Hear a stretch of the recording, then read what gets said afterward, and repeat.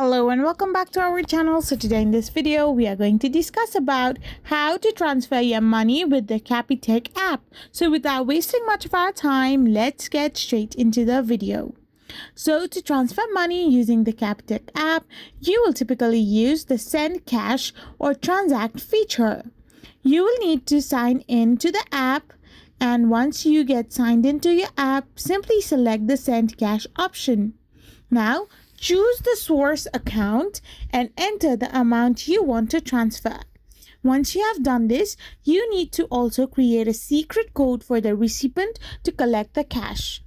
You will then need to send the reference number and secret code to the recipient, and they can withdraw the money at the Capitec ATM or other participating locations. So this is how you can transfer money with the Capitec app.